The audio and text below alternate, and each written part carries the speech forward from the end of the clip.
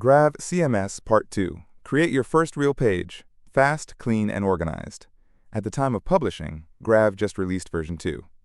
If you haven't upgraded your Grav installation to version 2, please do so before you continue with this tutorial. Grav version 2 is a major upgrade release, and you are highly encouraged to follow the instructions at getgrav.org to ensure you upgrade safely and correctly. Introduction to Grav CMS Part 2. Welcome back. If you watched Part 1, you already know what makes Grav different from traditional content management systems. Instead of storing your content in a database, Grav keeps everything as simple files and folders. In this video, we're going to build your first real page completely by hand. By the end, you'll understand one of the most important concepts in Grav. Pages are just folders with markdown files inside them. Once this clicks, creating new pages becomes incredibly fast. Let's jump in. Quick recap. Remember, every page in Grav lives inside the user/pages directory. The folder name controls several things at once: the page's URL, its position in the site, and, indirectly, how Grav organizes your content. It's a simple system, but it's surprisingly powerful. You'll learn all about what you need when you create your first new page: creating the page. Inside user/pages, create a new folder called o3.about. The number at the beginning tells Grav where this page belongs in the navigation order. Without the number, Grav will still create the page, but numbering makes ordering predictable and much easier to manage. Now open that folder and create a file named default.md.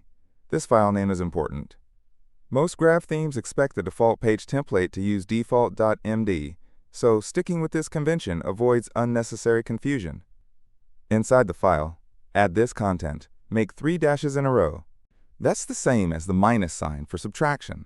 Type 3 in a row. This is used by Grav as an answer to the question, where does the front matter begin?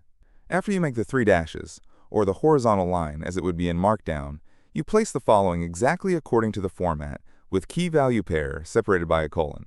Place the following under the horizontal line: title, about, menu, about, visible, true. Now close that part of the code with another 3-dash segment, or horizontal line, as it is in Markdown. That tells Grav that is all there is to the front matter, and it is allowed to start processing the rest of the page without further front matter instructions. Use an octothorpe or hashtag and type about this site. That hashtag is Markdown for. Make this into a level 1 heading. That's why it will look like a heading when you see it render in the browser. Under about this site, just type something informative, like this page was created manually in Grav. Save the file in the folder you just created and name it default.md. That's it. You've officially created a Grav page. Understanding what just happened, let's break down what each part does. First, the folder name. The O3 controls where the page appears relative to other numbered pages. The word about becomes the page's URL, so Grav automatically creates the route/about. Now let's look at the front matter. The first element, title, is the page title used by Grav and many themes. Here, we set the title to about. The menu value is the label shown in your site's navigation. Whatever you place here at menu is what your readers will see in your menu. This lets you have a different menu label than the page title if you ever need one. Finally, the value, visible. What could it mean? Visible, true. Visible true tells Grav this page should be included in navigation menus that display visible pages. If it were set to false, you could keep it as a private page, not displayed in the navigation with the others, but which can be easily made visible with this setting. After the front matter and the 3 dashes to close the front matter, we can begin writing Markdown. Markdown is basically plain text with a bit more flavor. Check out stackedit.io to practice your Markdown skills. Everything from here down is simply your page content. No special syntax required unless you want to get fancy with your Markdown. Let's verify everything worked. Switch over to your browser. Navigate to /about. If everything is correct, your new page should load immediately. Depending on your theme, you should also see an About link appear in your site's navigation. One of the nicest parts of working with Grav is how fast the feedback loop is. Let's edit the page, change the heading, add another sentence, save the file, refresh your browser. There's your update. No database. No admin panel required. Just edit, save, refresh.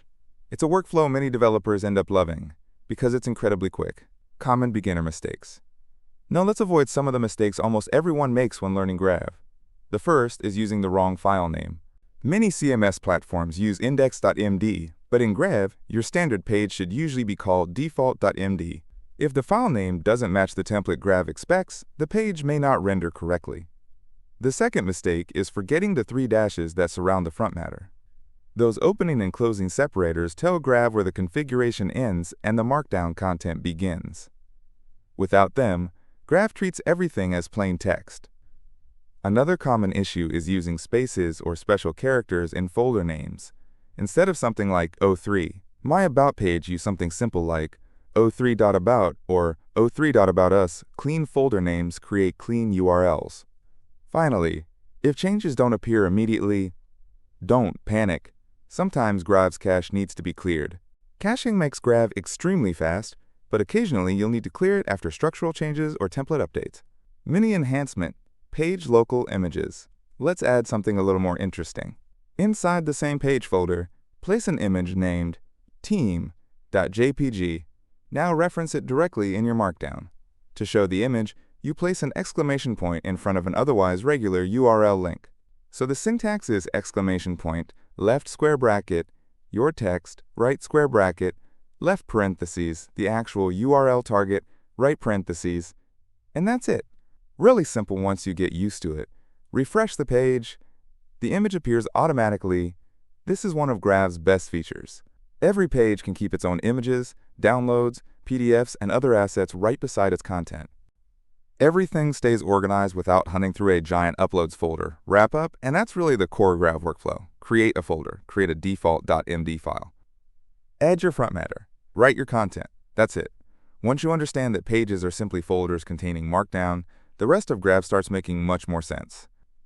In the next video, we'll build on this foundation by exploring modular pages and content collections, so you can start creating more dynamic layouts and blog-style content.